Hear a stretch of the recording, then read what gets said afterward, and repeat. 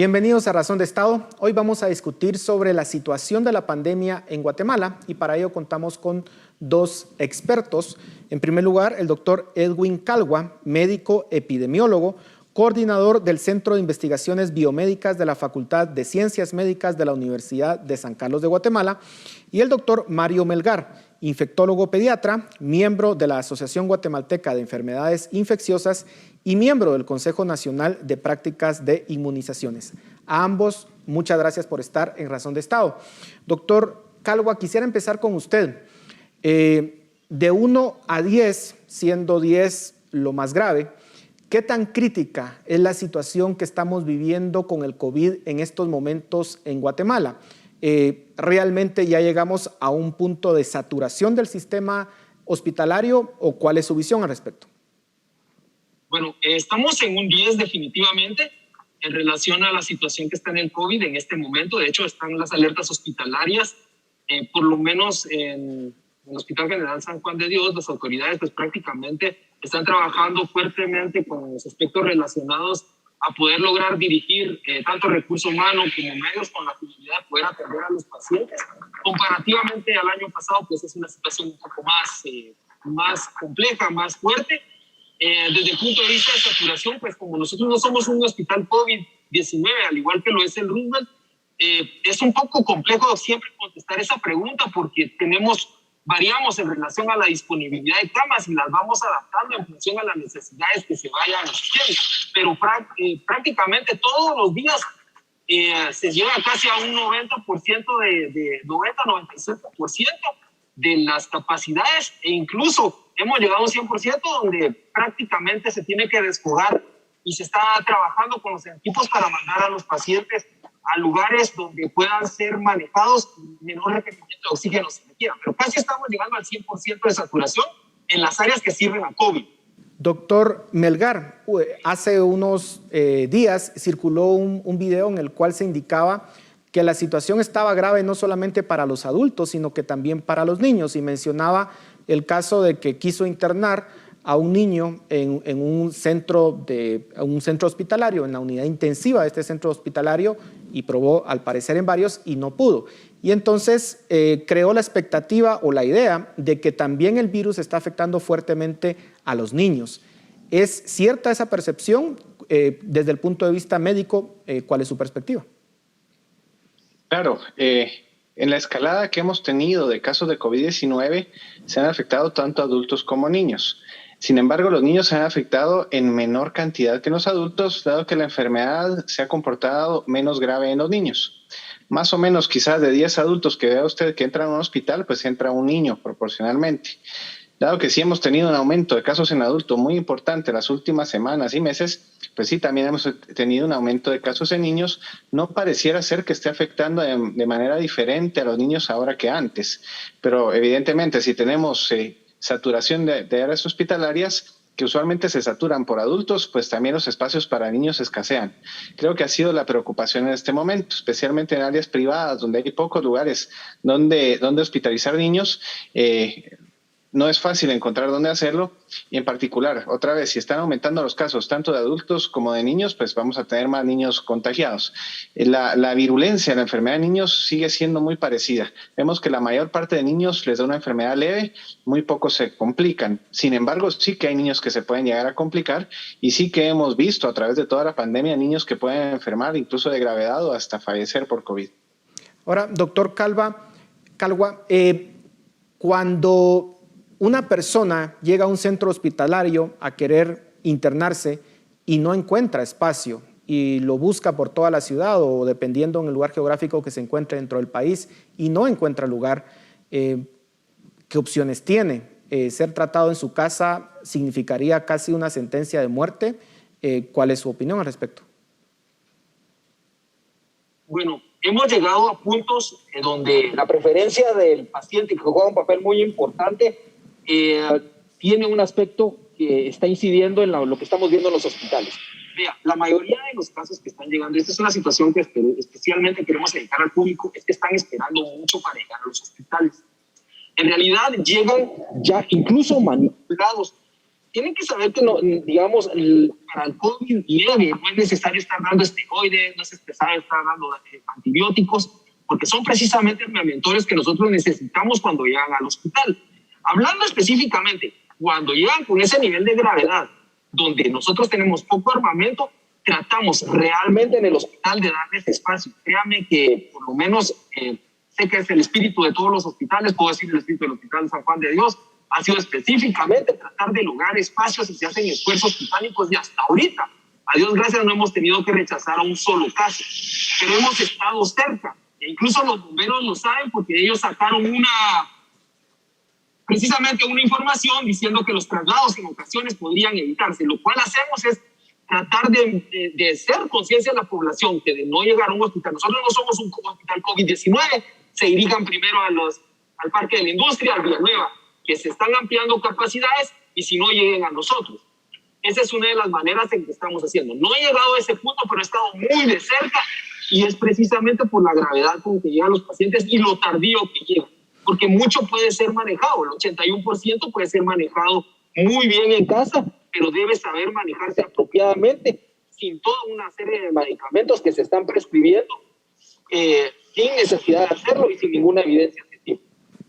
Y siguiendo con ese tema, doctor, usted indica que cuando llegan en un estado muy crítico y esperaron demasiado. ¿Cuál debería ser entonces esas alertas que le indiquen a la familia que debe de llevar a ese paciente al hospital?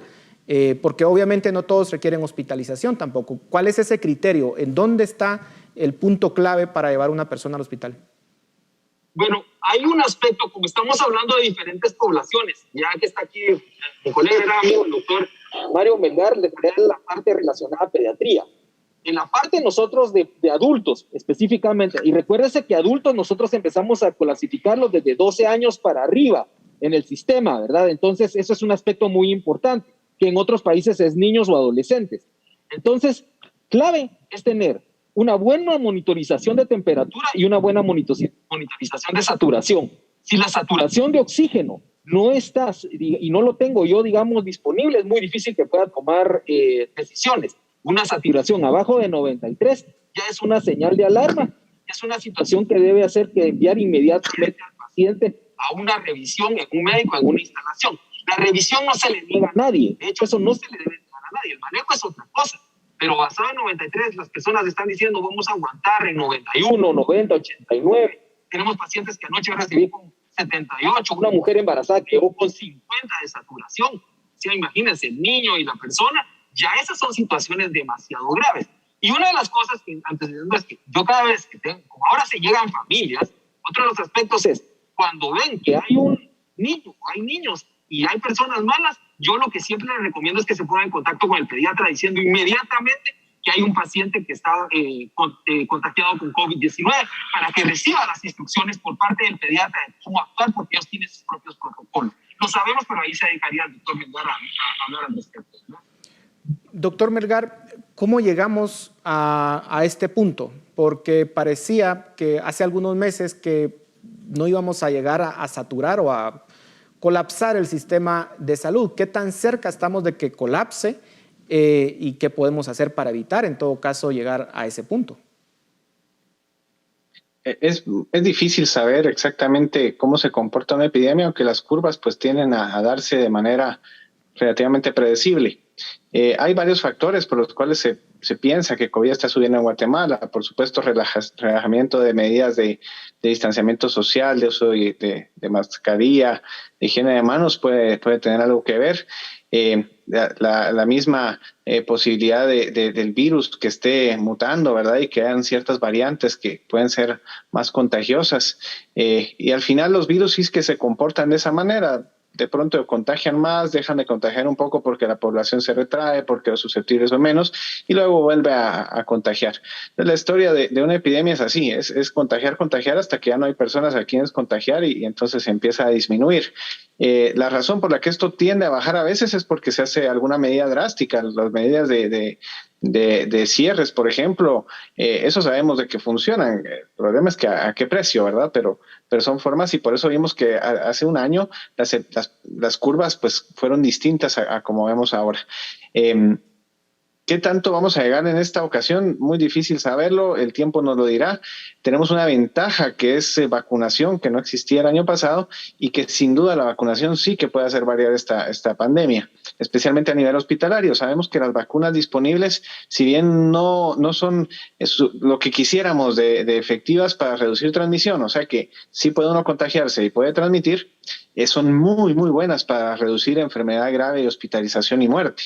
Quiere decir que aunque alguien se llegue a contagiar, no va a ocupar una cama en un hospital y eso pues nos va a mantener los hospitales más libres para personas que necesiten, porque siempre va a haber quien no necesite. Entonces la vacunación sí que podría ser algo que nos cambie el panorama. Claro, la vacunación no es tan rápida como nosotros quisiéramos, simplemente porque no nos dan ni las vacunas ni las formas de hacerlo. Pero conforme se vaya avanzando en esa vacunación, creo que sí vamos a ver un cambio en la presentación de la enfermedad. Doctor Calgua, respecto a las variantes, en Guatemala tenemos muy poca información, pero de lo que se sabe en Estados Unidos, la variante Delta, según las noticias, ya es la variante dominante. No sabemos mucho de lo que sucede en Guatemala, pero ¿qué podríamos decir respecto a esa variante? ¿Nos podría llevar a un escenario como el de la India, digamos, en donde pues fueron realmente imágenes dantescas? ¿Ve usted que eso pudiese pasar en Guatemala o no? Bien, he mencionado respecto en los medios de comunicación, y gracias por esta pregunta, que clínicamente sospechamos que la variante Delta ya se encuentra en Guatemala. O sea, eso es número uno, y es válido. La epidemia lo podemos sospechar, dadas las características que estamos observando en cuanto a gravedad, transmisibilidad y un poco en el manejo del paciente.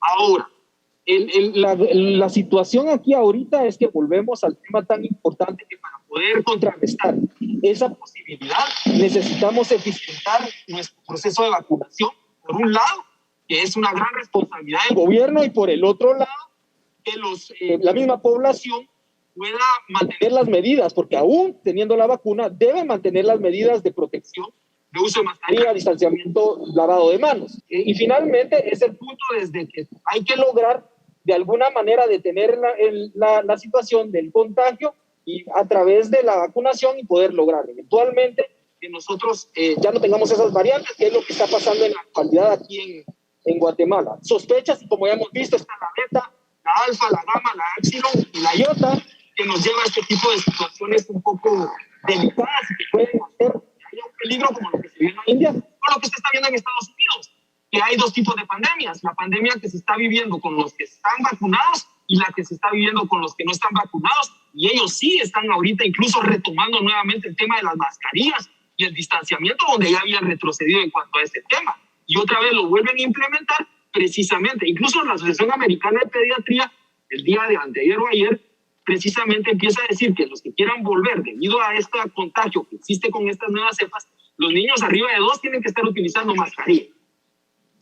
Doctor Melgar, una de las propuestas que se tienen para los próximos meses es abrir las escuelas, ya cuando se haya avanzado en el proceso de vacunación con los maestros. Desde su punto de vista como pediatra, ¿usted lo recomendaría? ¿Cree que es el momento de abrir las escuelas o debería de esperarse un poco más a que avance la vacunación?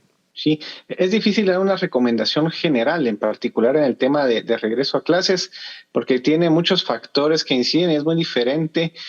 Por ejemplo, una escuela rural de un sitio donde la transmisión es baja a hablar de una escuela o un colegio en un área urbana donde la transmisión está muy alta. Lo mismo, las consecuencias para los niños de no ir a clases son diferentes para algún niño que pueda tener oportunidad de una educación en línea, pues con alguien ayudándolo en casa, comparado con un niño que no tiene ninguna forma de conectarse a internet, por ejemplo, y que hay muchos hermanitos y que no va a haber quien lo asista. Creo que la decisión debería ser desde el principio de la pandemia, y debe seguir siendo una decisión individualizada según regiones, según los mismos colegios y escuelas, sí pensando en la reducción de transmisión, pero hay que tomar en cuenta que la transmisión en niños, la principal razón para cerrar escuelas no es necesariamente la enfermedad de niños, sino la posibilidad de que los niños transmitan la enfermedad en casa. Entonces, si hay una transmisión alta en una comunidad y queremos disminuir la transmisión o al menos controlarla, abrir una escuela o colegio pues no sería el mejor momento.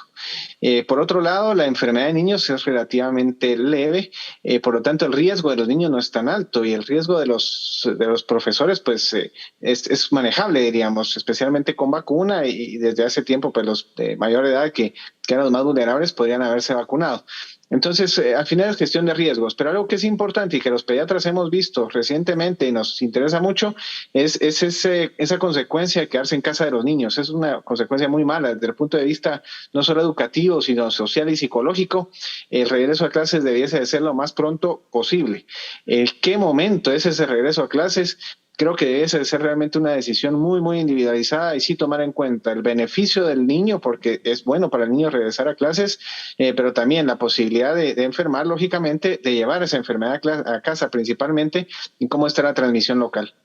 Doctor Calwa, ya nos está quedando pocos minutos, pero en esta ola que tenemos y que pareciera la más crítica que hemos tenido hasta el momento en la pandemia, ¿cuáles son las perspectivas en las próximas semanas? ¿Usted cree que se va a controlar o habrá que tomar ciertas medidas? Sabemos que los encierros totales tienen costos muy altos para países subdesarrollados como el nuestro, no nos podemos dar esos lujos, pero ¿qué medidas se podrían tomar? ¿Qué acciones incluso dentro de la ciudadanía misma? Bueno, déjenme explicarles lo siguiente. Yo sí, epidemiológicamente, para este momento, yo he insistido siempre que se debe haber cerrado el país por lo menos un par de semanas para controlar lo que estamos viendo, por muchas razones, pero hay razones obvias. O sea, es la obligación moral y ética y además científica de poder dar una recomendación de este nivel, porque el costo económico que puede llegar a tener un país que no está controlando, imagínense, no van a venir personas del extranjero, no van a venir tampoco, digamos, y no van a dejar que las personas viajen hacia los diferentes lados. Esta situación crea de alguna manera una limitación para el país, pero si no se puede, entonces tenemos que asumir, por lo menos, las personas deberían quedarse en su casa de 8 en adelante, no tener reuniones familiares, además fines de semana mantener y disminuir la movilidad, que es incluso lo que algunos municipios han terminado realizando, y finalmente hay aspectos que tienen que tomar en cuenta, ¿verdad? Que es que en sí tienen que llegar a lo que es la vacunación. Si eso no avanza de una manera apropiada, tampoco vamos a lograr. Entonces tienen que hacer un esfuerzo. Y déjenme decirle algo más. La mayoría de las infecciones que estamos viendo se debe a que las personas se están descuidando en reuniones que no deben estar teniendo. Ese es un aspecto muy importante. Les hemos dicho, además, no poder, que no deben estarse reuniendo ahorita. Y luego, después de eso, podremos tener un tiempo de control, menos 2 semanas, y vamos a poder lograr mejorar esto. Doctor Melgar, con usted cerramos, nos quedan 30 segundos. La misma pregunta para usted. ¿Qué término medio podríamos encontrar para controlar la pandemia en estos momentos?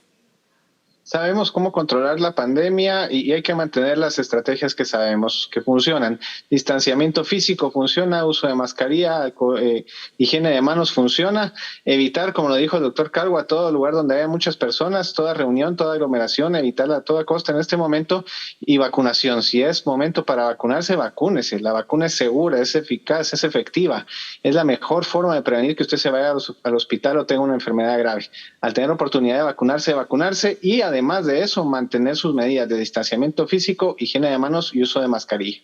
Muchísimas gracias a ambos por su tiempo. Sin duda alguna están haciendo una gran labor en estos momentos ustedes por el país para controlar esta pandemia, así que agradecemos su tiempo. A ustedes en casa, seguimos en Razón de Estado con el debate. Si te gustó este video, suscríbete y así nos seguimos viendo.